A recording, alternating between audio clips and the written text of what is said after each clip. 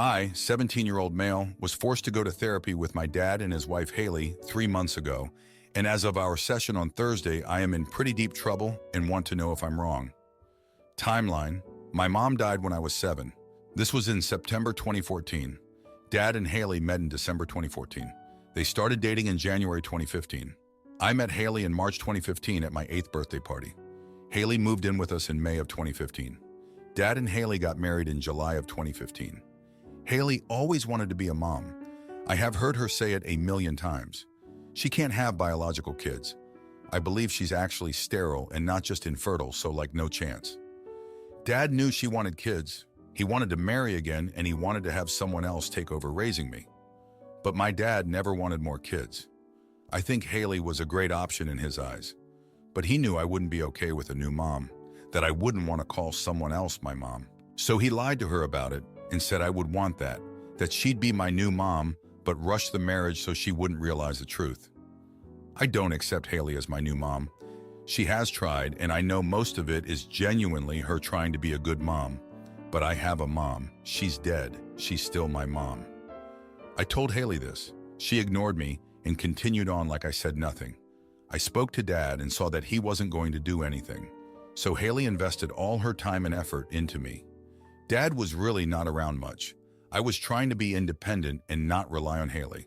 There were times she told me she'd help me with homework, but I'd do it in school, or I'd finish it while she was doing chores. I started doing chores without her. She would always try to help, but I would do things when I'd first wake up. I started asking friends' parents if they could drive me to school. I did everything to minimize what she was doing for me. Not everything was possible. She still did cooking and cleaning and taking me to doctor's appointments. But sometimes I would pretend not to be sick to avoid it. I don't know what led to therapy, but I was forced to go with them 3 months ago, and Haley was talking about her wishes to be a mom, how her and Dad's marriage wasn't what she thought it would be, how I'm not the son she thought she was getting, and how it annoys her that I'm so cold and distant with her. Then on Thursday, after some stuff was said last week about things Dad said, I told her Dad lied, that I never wanted a new mom and he knew it. She said I shouldn't say those things and I'm just making life unfair and more difficult, that I'm not doing what I should. I told her Dad's lies are not my fault and she shouldn't blame me for him saying she would be my new mom. I told her I had no part in that. Both Dad and Haley after therapy yelled at me and called me disrespectful. Haley told me I was ungrateful and should have been thrilled to have someone else want to mother me instead of ruining her chance at motherhood. Am I the jerk? Now for a few comments before the update. Comment 1. Not the idiot, they are the jerks. A mother cannot be replaced like a new pair of shoes, and your dad should have realized that. Haley came into the family wanting to take over being your mom instead of starting off as your friend. If she would have been your friend and built a stable relationship, you may consider her a second mom now, but because she did not, this is what she gets. Haley needs therapy herself if she thinks you ruined her chance at motherhood. She made her choices and now has to live with them. Your dad just sounds like a butt.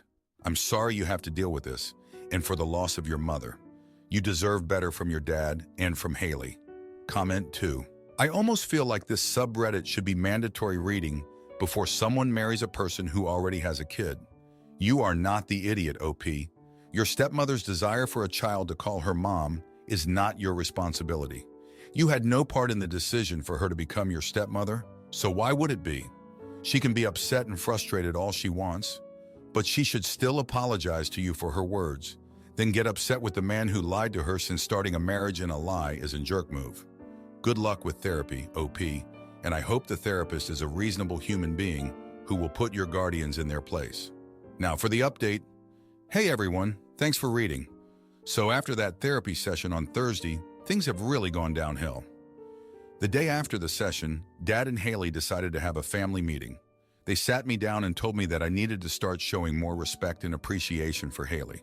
Dad said that if I didn't change my attitude, there would be consequences. I tried to explain my side again, but they weren't having it. Haley was crying, saying she felt like a failure and that she just wanted to be a good mom to me. Dad was visibly frustrated, and I could tell he was at his wit's end. Over the weekend, things got even worse.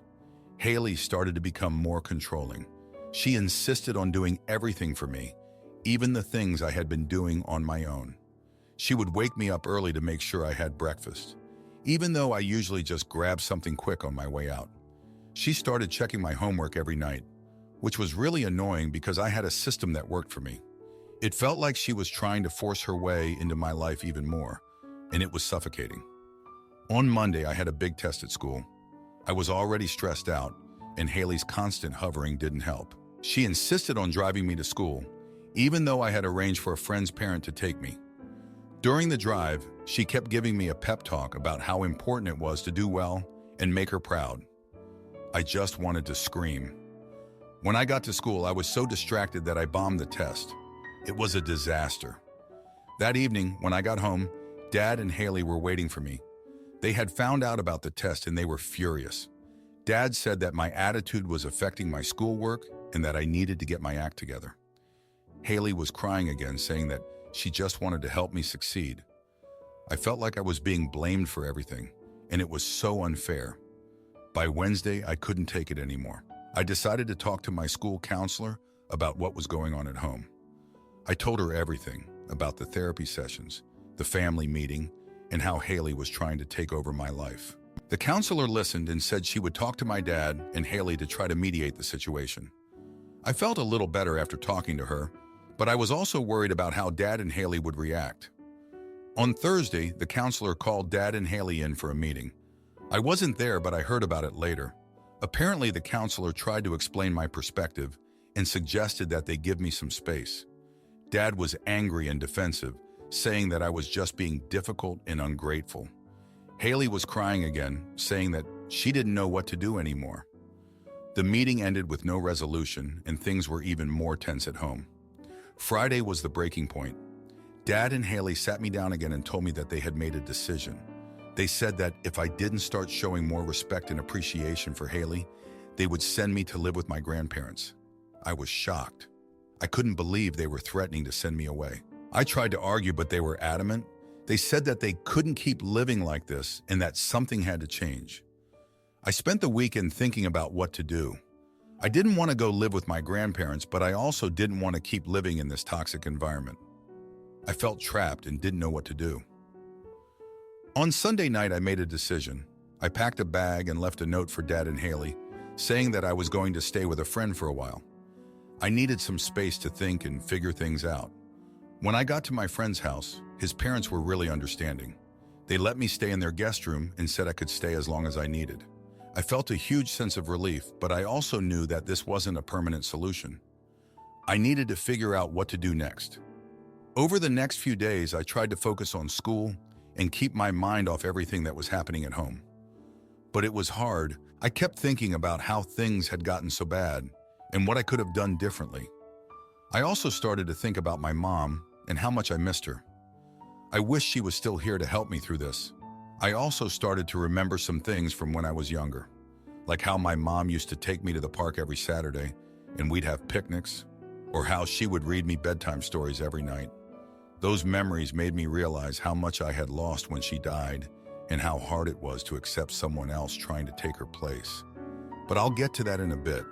For now, I'm just trying to take things one day at a time. I'm still staying with my friend, and I'm trying to figure out what to do next.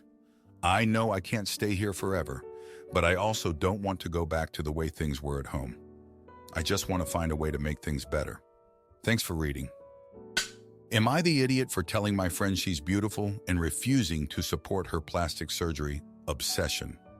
I have a friend who is obsessed with beauty, by which I mean bone structures, lip width, and other anatomical stuff. She spends a lot of time on those weird groups where they analyze celebrities' facial features. They think that most are mid-LOL. Anyway, it's weird, but I don't mind that. I read Simpsons fan theories and look for clues when watching the show later. My point is that some people have strange obsessions, and it's okay as long as they're healthy. Sadly, her obsession isn't healthy in my opinion. Sometimes when we hang out, she would bring her cousin, who is objectively pretty. She got a modeling offer without even stepping into a modeling agency. She's nice, so I didn't mind. But then my friends started comparing us, which is super random. She's skinny, has dark blonde hair and blue eyes, and I'm overweight with black curly hair, and overall, we are completely opposite. So my friend would tell her cousin how pretty she is and how she's jealous of her getting this modeling contract. She was talking about how beautiful her body is and would ask me to confirm, for example, her face structure is superb. Do you agree? No wonder she's a model, right? I mean, she is pretty, but like, who cares? I just don't get why it's important. Now that's the part where I got angry. She would also often say things to me like, your face is so fat and your breasts are way too big, or your nose is weird. Well, you get it. But once she said that I look like a used 30-year-old, which is old according to her. Used? I asked. And she said, yeah, you look like a 30-year-old woman who drinks and sleeps around a lot. You know, used. I can't believe you're actually so modest and don't drink. It doesn't look like that at all. Then she laughed super loudly like it's a really funny joke. Now this kind of thing happened a few times, but it was way less extreme. This time it was not only unhinged, but also in front of a group of people, most of whom are her coworkers and her cousin. Now that's where I might have crossed the line. I said she might be analyzing all of those faces, but it doesn't change the fact that she's ugly. She looks like a sad horse, and in order to change that, she would need plastic surgery. Lots of it. At least I can improve my face with makeup. She can't. Honestly, I felt guilty immediately. And some of the people in the group later said I should have let her have it because she's just some girl from a village who doesn't always know boundaries. I mean, I get that, but it's time to learn those boundaries because being this clueless is crazy. It's not being brutally honest, it's just being brutal. I know that she's the jerk, but am I? Maybe I shouldn't get on her level and be the bigger person? Now, for a few comments before the update, she got a modeling offer without even stepping into a modeling agency. She is nice, so I didn't mind. What is it, 1876? Is she just the girl from the village? What does that even mean? You popped off, bravo. I'm sick of people enabling insecure people who are mean. Don't put up with it. Now for the update. Hey everyone, a lot has happened since my last post. After that argument, things got really tense between us. We didn't talk for a couple of days, and I was honestly relieved to have some space. But then, out of nowhere, she texted me asking if we could meet up and talk. I was hesitant, but I agreed because I wanted to clear the air. When we met, she apologized for her comments, saying she didn't realize how hurtful they were. She admitted that her obsession with beauty had gotten out of hand and that she was projecting her insecurities onto me. I appreciated her apology, but I told her that it wasn't just about the comments. It was about how she made me feel inferior every time we hung out. She seemed to understand and promised to work on it. For a while, things were better. She stopped making those hurtful comments, and we even started hanging out without her cousin. But then a new issue arose. She began to obsess over her own looks even more. She started talking about getting plastic surgery and asked me to come with her to consultations. I didn't want to support this unhealthy obsession, but I also didn't want to abandon her. One day she called me in a panic. She had scheduled a consultation for a nose job and was freaking out about it. She wanted me to come with her for moral support. I agreed, hoping I could talk her out of it. When we got to the clinic, she was visibly nervous. I tried to calm her down, but she was determined to go through with it.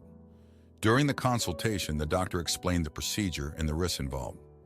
My friend seemed more anxious than ever. I could see the fear in her eyes, and it broke my heart. I realized that her obsession was not just about beauty. It was about deeper insecurities and a lack of self-worth. I decided to speak up. I told her that she didn't need surgery to be beautiful and that she was perfect the way she was. I reminded her of all the good qualities she had that had nothing to do with her appearance. She started to cry, and I could see that my words were getting through to her. The doctor gave us some time alone, and we had a heart-to-heart conversation. She confessed that she had always felt inadequate and that her obsession with beauty was a way to cope with those feelings. She admitted that she had been taking out her insecurities on me and that she was truly sorry. I hugged her and told her that I was there for her, but she needed to seek professional help to deal with her issues. She agreed, and we left the clinic without scheduling the surgery. Over the next few days, she started seeing a therapist. She also joined a support group for people with body image issues. I could see a change in her almost immediately. She was more positive and started focusing on her inner qualities rather than her appearance. However, the fallout from our previous argument was still there. Some of her co-workers who had witnessed the incident were still talking about it, and it was affecting her work environment. She decided to address it head-on. She called a meeting with her co-workers and apologized for her behavior, explaining that she was dealing with personal issues and that she was getting help. They were surprisingly supportive, and it seemed to lift a weight off her shoulders. As for me, I had my own internal conflicts to deal with. I realized that I had been holding on to a lot of resentment towards her, and it was affecting my self-esteem. I decided to see a therapist as well, and it helped me understand that her comments were a reflection of her own insecurities, not my worth. One day while we were hanging out, she brought up a memory from our childhood. We used to play dress-up and pretend to be different characters. She told me that she always admired my creativity and confidence back then. It made me realize that our friendship had always been about more than just appearances. We had a deep bond that had been overshadowed by her obsession. We started doing activities that had nothing to do with looks. We went hiking, took cooking classes, and even started a book club. It was refreshing to focus on things that made us happy and brought us closer together. Our friendship became stronger, and we both grew as individuals. But before I tell you more about our newfound hobbies, there's something else. Her cousin, the model, reached out to me. She apologized for any discomfort she might have caused and invited me to one of her photo shoots. I was hesitant at first, but I decided to go. It was an eye-opening experience. I saw the pressure she was under and realized that beauty standards affect everyone, even those who seem to fit them perfectly. In the end, my friend and I both learned valuable lessons. She learned to appreciate herself beyond her looks, and I learned to stand up for myself and not let others' insecurities affect my self-worth. Our friendship is in a much better place now, and we're both happier and healthier. Thanks for reading. Am I the idiot for telling my narcissistic uncle to stop bullying his daughter and taking his stuff? Why 20-year-old male come from a difficult family situation? One of my uncles, Frank, is a narcissist, but unfortunately, everyone still talks to him.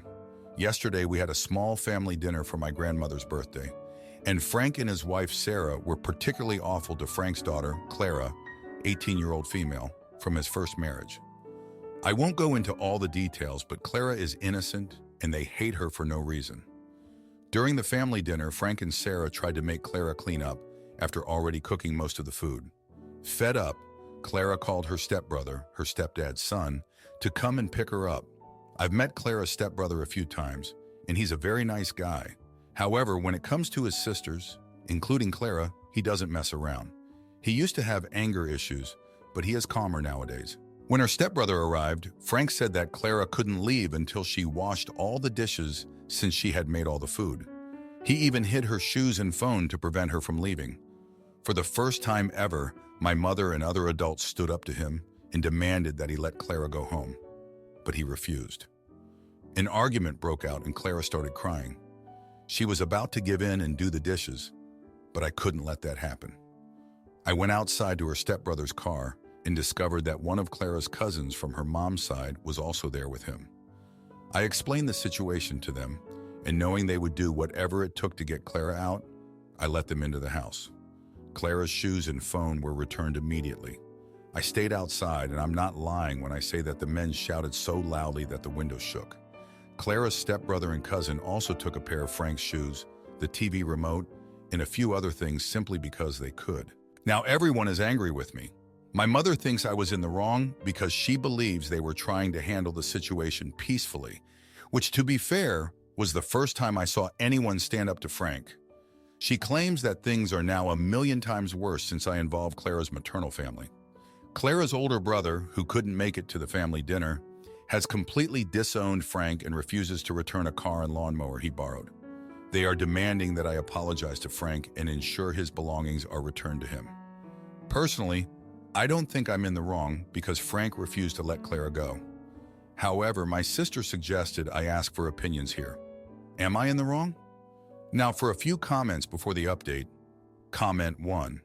Not the idiot. What resolution did your mom think was going to happen if she kept talking to Frank? Clara was already in tears and ready to do the dishes to restore family peace. And then what? Frank just does this again and again. If Frank is a narcissist bully, he wasn't going to respond to your mom talking to him unless he felt like he got a win out of it. Now the family is trying to give him at least a little win by bullying you into an apology. Comment 2. Uncle Frank, I am sorry that you made Clara cook all the dinner. I am also sorry that you would not let her leave and hid her shoes and phone to control her. And I am very sorry that your shoes and remote were misplaced. I hope that you are able to find them. Oh, and thank you for the wonderful dinner that Clara cooked. The end. Now for the update, thanks for reading my last post. So a lot has happened in the past 2 weeks since that chaotic family dinner. First off, Clara's stepbrother and cousin returned Frank's shoes and the TV remote, but not without a bit of drama. They showed up at Frank's house unannounced, and Frank, being Frank, tried to make a scene. Clara's stepbrother, though, kept his cool and just handed over the item, saying something like, "We don't need your stuff to prove a point." Frank, of course, tried to provoke him, but it didn't work. Clara's cousin, on the other hand, couldn't resist making a snide comment about how Frank should learn to respect his daughter. That didn't go over well, but they left before things could escalate further. Meanwhile, Clara has been staying with her mom and stepdad. She's been pretty shaken up by the whole ordeal, but she's also relieved to be away from Frank and Sarah. Her stepbrother has been super protective, checking in on her constantly and making sure she's okay. Clara's mom has been supportive too, but there's this underlying tension because she feels guilty for not being able to protect Clara from Frank's toxicity when she was younger. As for me, things have been tense at home. My mom is still upset with me for involving Clara's stepfamily. She thinks I made things worse and that I should have let the adults handle it. But honestly, I don't regret what I did. Clara needed help, and I wasn't going to stand by and let Frank bully her. My sister, on the other hand, has been more understanding. She thinks I did the right thing, even if it caused more drama. One of the biggest developments happened a few days ago. Clara's older brother, who had disowned Frank, decided to confront him. He showed up at Frank's house with the car and lawnmower he had borrowed, but instead of just dropping them off, he demanded an apology for Clara. Frank predictably refused and tried to turn the situation around, accusing Clara's brother of being disrespectful. But Clara's brother didn't back down. He told Frank that until he apologized and treated Clara with respect, he wouldn't have anything to do with him. This confrontation was a big deal because Clara's brother had always been more passive in the past, trying to keep the peace for the sake of the family. This whole situation has brought up a lot of hidden feelings and unresolved issues within the family. For one, it's become clear that Frank's behavior has been a problem for a long time, but everyone just tolerated it to avoid conflict. My mom admitted to me that she feels guilty for not standing up to Frank sooner and that she's been trying to keep the family together at the expense of Clara's well-being.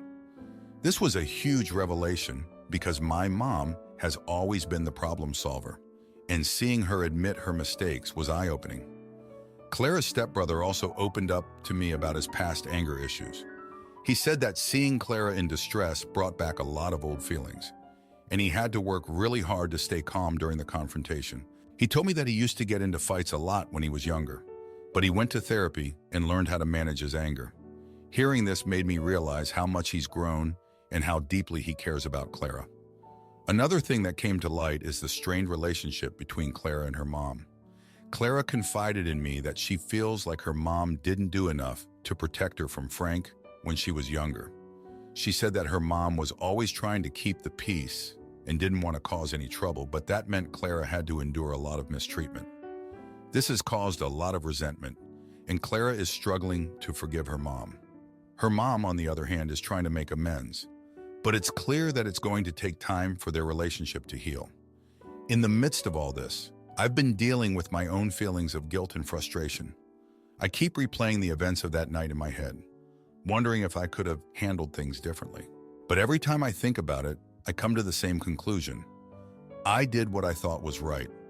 Clara needed help, and I couldn't just stand by and do nothing. My mom and I have had several heated discussions about it, and while we haven't come to a resolution, I think she's starting to understand my perspective. One thing that's been really surprising is how this whole situation has brought me closer to Clara's stepbrother. We've been talking a lot more, and I've learned a lot about his past and his struggles. He's shared stories about his childhood and how he had to learn to control his anger. It's made me realize that people can change and grow, and that sometimes the most unlikely people can become allies. As for Frank, he's been trying to play the victim, telling everyone that he's being unfairly targeted. But I think people are starting to see through his act. My mom told me that some of the other family members have reached out to her, expressing their support for Clara and saying that they're tired of Frank's behavior. This has been a small but significant victory, and it gives me hope that things might change for the better. So that's where things stand right now. It's been a tough couple of weeks, but I think we're all starting to see the light at the end of the tunnel. Thanks for reading. If you like this video, you'll probably like these too. Also, while you're here, please consider subscribing. It's your support that keeps this channel alive and allows me to make better and longer videos. Have a great day.